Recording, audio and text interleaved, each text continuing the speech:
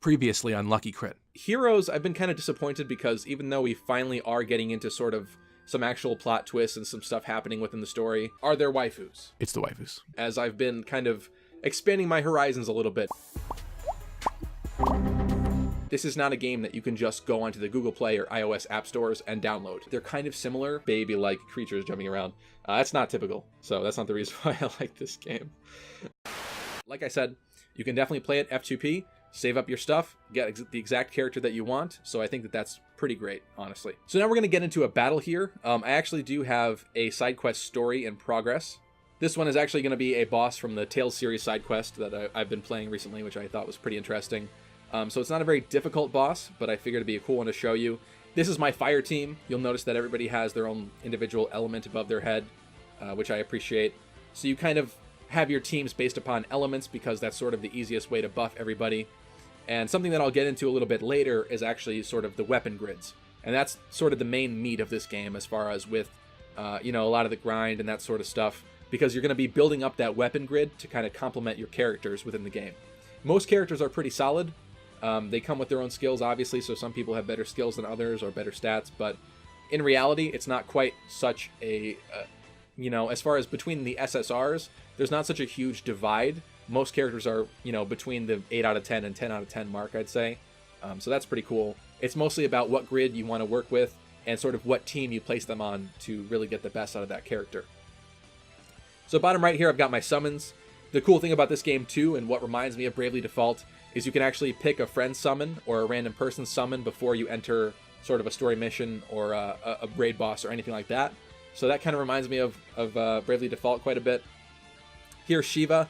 You'll notice I do have the animations on pretty fast, so sometimes some of these summon animations can look like they're on crack or something. In this case, this one's going to be really fast. I hope you're ready for this. Ready? Boop. You don't even get to see Shiva in that case. But you can actually slow it down, and there are actually full animations. You can choose to skip them or whatnot, which I think is really cool.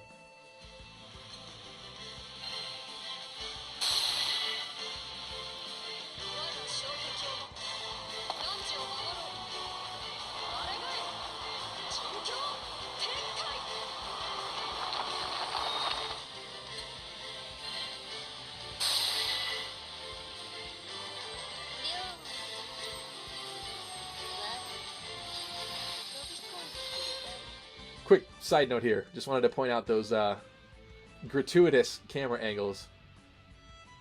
I find those to be pretty hilarious too.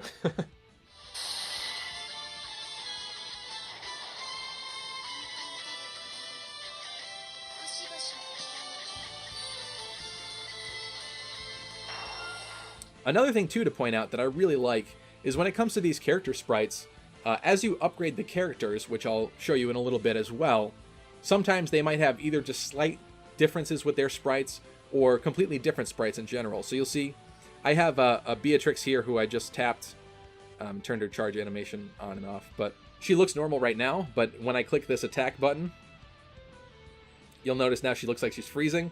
That's actually a custom sprite because of her little sort of recruit mission, and it's just a nice little touch, and I kind of like that about some of these sprites as well. So I'm going to click on the characters here and go through some of their skills. Right now, the main character, you can change your class and become pretty much anything that you would want to be, which I think is really cool. Obviously, some of the jobs are better than others. In this case, Dark Fencer is definitely one of the best ones in the very beginning. It's a tier 3 class, and it just has some pretty solid skills. Like, for example, here's Stall. So we can delay the enemy a little bit, and also Miserable Mist to take a hit to their attack and defense, which is great. And then a little bit of Gravity Wave here, which increases their max charge diamonds. You'll see above the enemy in the top left here, there's actually 2 little diamonds. When that fills up, basically their special is going to happen. And they also have a mode bar up here too. And when that fills up, they actually go into overdrive, which is where you see a lot of the sort of crazy boss stuff happen. Usually that's a pretty bad place to be. And when you enter overdrive, every attack, every skill, every summon that you do towards an enemy will decrease that bar. And basically you want to get out of overdrive as fast as you can and get them into break mode, which is what comes after that, which is sort of where the enemy is typically a bit weaker. That adds an extra layer of depth and strategy that I really appreciate in this game. I think it's pretty cool. So you can either, you know, spam all your skills right at turn 1, or if you have sort of a long-term plan, you can kind of wait wait till they're in overdrive, do your worst, and kind of sort of try to kick them back out of overdrive as fast as possible and finish them off. So I'm going to do that. Then I've got this nice little skill. This is a bounty skill. Just going to increase the odds of getting some good loot. This is Summer Ilsa, actually. She has some pretty amazing skills. Pretty interesting, too. So this one's going to do some pretty nice damage to the boss. And then this is actually basically some nice little napalm hits, an HVAP round at the end of each turn for 3 turns, which actually does some pretty significant damage, as you can see. And then there's also this nice little mine that I can throw at the boss. So if they decide to use their special, they're going to get a nice explosion right in their face, which is pretty cool. Beatrix here is all about clocks and timing. And so with this skill, you'll see it's a big boost to her multi-attack rate. Boop. And then she's also got some other cool stuff. She's kind of a glass cannon. This skill over here will actually decrease her health, which is going to allow her to have higher attack, which is nice. And then when the boss is in overdrive, she's got this middle skill here for another sharp boost to attack, which is pretty cool. So as long as I can try to keep her alive, she's going to be dealing some nice damage. I've got Giuld here. She's got 2 fire damage attacks here, and a nice heal for later. Not going to need it because this boss is not that challenging, but just pretty cool, and I just wanted to go through the skills with you guys. So multi-attacking is definitely a big thing, and it's something that a lot of people incorporate into their builds. As you saw, a lot of my guys just attacked 2 or 3 times because of the skills. There's that aerial mine that just went off on him, destroyed him. So yeah, when it comes to building your actual weapon grids, there's usually something that you're focusing on, whether it's some glass cannon characters in your team that you really want to give multi-attack to so they can get those 3 attacks out of them, or, you know, perhaps just straight up boosting your offense or defense or health or anything like that. So here's sort of our loot screen here. We can see the purple bar underneath the character's experience bar is actually for EMP, which is Extended Mastery perks. And that is basically for unlocking extra little percentage boosts to the character and sort of enhancing them and making them better beyond just their level. So that's pretty cool too. And that's something that you can kind of build up as time goes on. I've also got a rank. I'm rank 60. It's kind of like your overall level, I guess you can say, if you want to compare it to other games. But I think it goes well beyond 100, maybe even 130, something like that. I'm only rank 60. I have not, definitely have quite a ways to go. And my team is not that great or anything, but let's take a look at my party here for a second, and I'll kind of sort of go through things. You have your 3 main members aside from your main character, and also 2 backup members in case some of your members go down. We can see up here all of the boosts based upon our weapon grid that are acting upon our characters.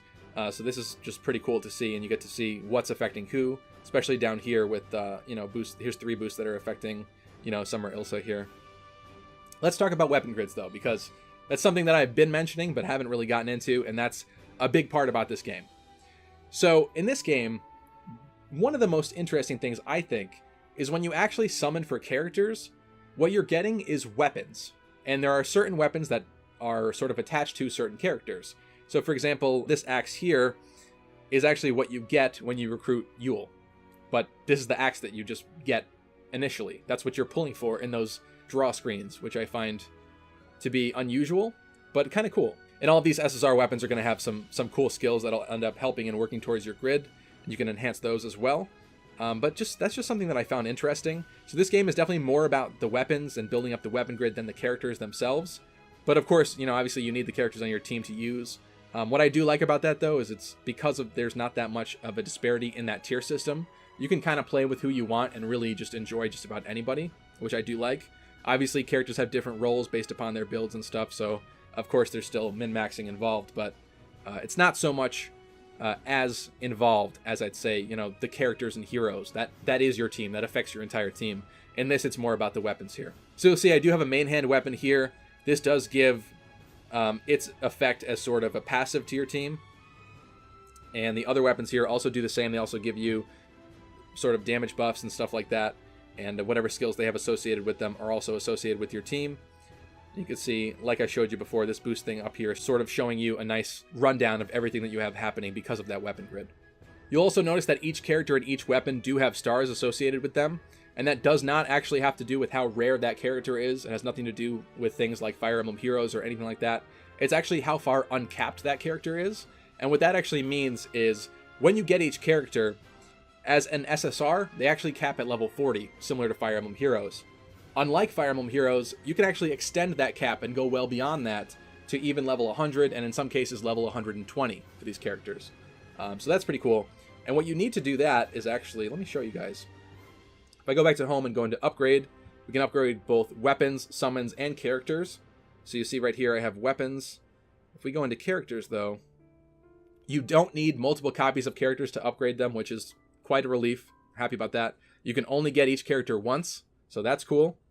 Any other dupes that you'd get of their item, you will get their weapon again, and also a moon, which can be used in the shop to buy other stuff. And the actual weapon itself, those can be merged together to get another star, but thankfully the characters don't work that way, so I'm happy about that. But you'll see here, if I go into the uncapped menu and click on a character, let's say, I'll do Gandagoza here.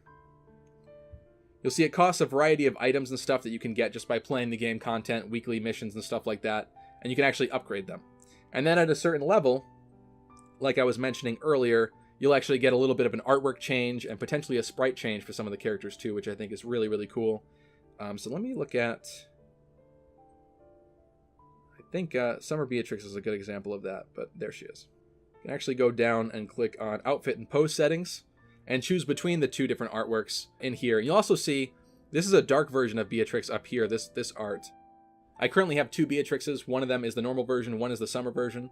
And the very cool thing here is I can actually interchangeably pick which element I want them to be, basically. So if I want the fire one to look like the normal one, or the normal one to look like the fire one, basically wearing the sort of bathing suit outfit, I can do that. And I think that that's really, really cool. But for right now, here's the summer Beatrix. Because of the story, she actually gets freezing at one point, so this second artwork is kind of sad. And if we keep scrolling down here, there's a whole bunch of different options for different battle poses and stuff, as far as the artwork goes and how it's displayed. And then you can choose between the different sprites. And they're not all as intense as this one. Unfortunately, this is just happens to be a really cool one. I do think that that's really cool because you can kind of customize your stuff a little bit further. Sometimes it's like a character without a helmet. Sometimes it's just simply like a sword upgrade on the sprite or something like that. But I just think that's really cool. So next off, let's join a raid and show you guys how that kind of works. And the cool thing about that is that you can actually join and play raids, even if you really can't do very much to the boss in terms of damage. If you're not a high enough level, if you're not properly equipped, it's all pretty much fine, and they'll let you do it. So let's see here. If we go into the current event and actually go into the raid tab, which is also in this sort of raids and event things. There's none of those right now. So here's some normal raids that are going on with some of the bosses. Let's just, for example, click, let's do Luminaria Omega. So now we get to choose our summon for this battle. You can either go with sort of, let's go Misk maybe and do experience, or you can actually pick another friend summon that might help you. As you can see, the boss's HP is actually kind of low up there, so I'm going to sort of hurry into here. It did recommend dark characters, and I brought fire, which isn't good. I should have brought dark, but it's sort of dying, and I just wanted to get in here before it's too late. You'll see people are actually fighting it. Here's the different players down here. You can see along the bottom. You want to make sure you at least do an attack once, because otherwise you will not get credit for the battle. And actually, the interesting thing is you can just straight up back out of this battle, go back to the menu, and join another raid. And you could do this to up to, I believe, either 3 at a time or up to potentially 5, depending on which ones are ending and which ones are still ongoing. So let's join another one here, and I'll show you a little bit better. This Twin Element still has a lot of health, so I have more time to pick out my summons and stuff. Sometimes you definitely do feel that pressure to get into the raid as soon as possible if you see that the boss is dying, especially if you're trying to get sort of event items and build up stuff. I'm going to go with this Europa here because this has a nice 140 boost to water attack. It has a plus 99 on it, which means that they've pretty much upgraded this thing to as high as it can go.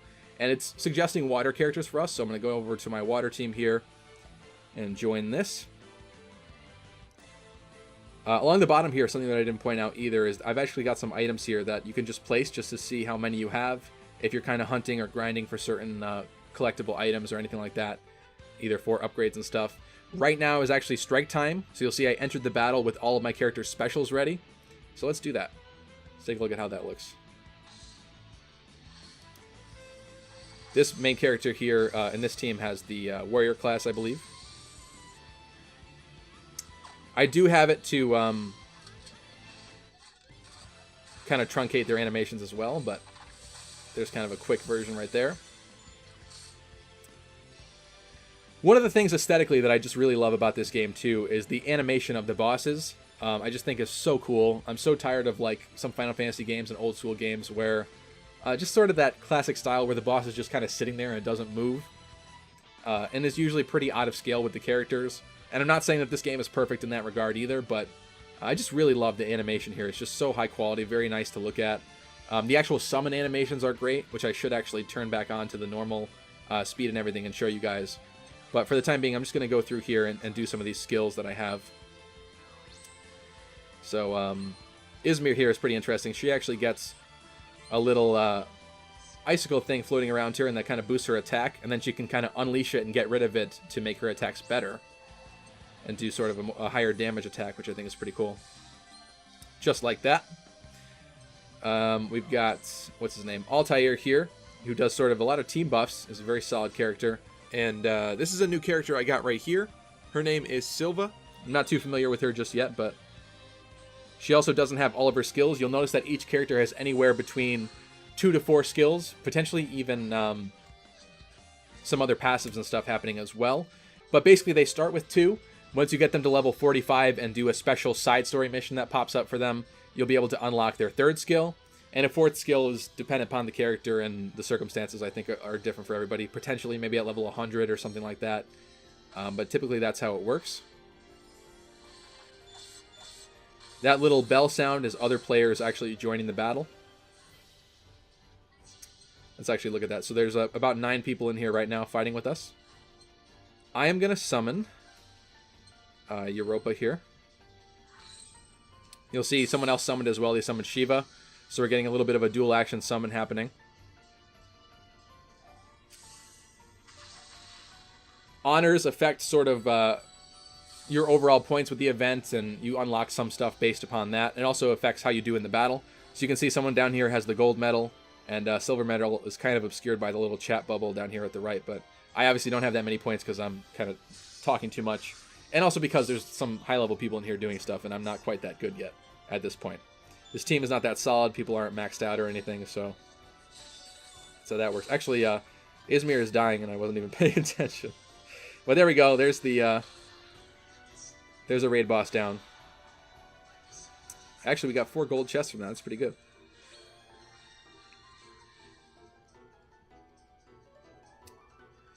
So you'll see you get renown points and stuff like that too, which can also be used in its own separate shop. Got some experience. Here's some loot. Another thing that's cool, here are some angel weapons. Basically, these exist solely to boost the EXP given to other weapons. So you pretty much just, these are fodder. Essentially, that's all they come down to. They're fodder to level up your other weapons that you get. So that's pretty cool. Let me show you quickly, because I forgot to show you guys the actual weapon upgrading. So if I go to upgrade here for the weapons, this is simply going to be feeding these weapons other weapons to level them up. You can see this is a max level. It has the potential of getting 2 more stars, but it needs to be uncapped further to do that. It's maxed out. So right now, all I can see are weapons with a +1 or a +2 on them, which if I absorb, then this weapon is going to become a +1. Basically, it just gives you, I think, extra attack and maybe extra HP to your characters for those extra pluses added to the weapon. If we go to uncap, for weapons, you are going to need another version of that weapon to uncap it. You can see this is one, this is an event bow that I got from something that was going on, a Xeno Clash, that I have actually uncapped a little bit.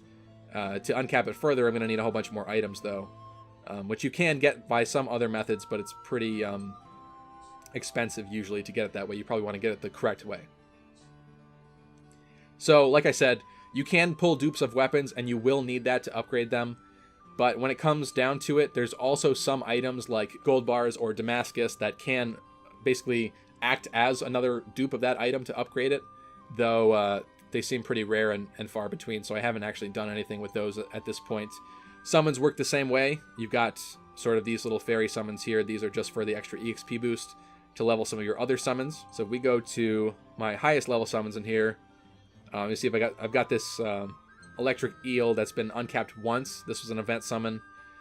I can use for summons the rock basically to upgrade a summon instead of another of the same summon is actually called a Sunlight Stone. Once again, I'm pretty sure they're quite rare, so I'm not going to do that right now, but there are alternatives which I do like. It's not quite like Heroes where you need the exact 5-star copy of someone else to be able to upgrade them, so I think that's pretty cool. Not quite as restrictive. I'm actually going to go and draw for you guys so you can experience how that is. I'm not going to do a 10-part draw because I think I only have 1 ticket for that and probably only enough crystals to do 1 10-part draw, and I'd like to save it. But right now there is actually an event going on for 1 free daily draw, so I'll show you how that works. Let's see. You getting anything good? Blue crystal means that it's just a rare in this case, so nothing good. What you want to see is a rainbow crystal. Yeah, that's just a drawfish summon. Pretty common summon, not great or anything. Maybe I'll do one more. Let's do... no, we're not going to do that. I will use 1 draw ticket and try one more time. Obviously, it's much better to do a 10 pull, but, you know, sometimes you got some single draws around, so let's see what we got. Nothing good from this one. But, you know, it's gotcha. It happens. This is an interesting weapon. It only has a small boost to water's attack, so it's not great, really.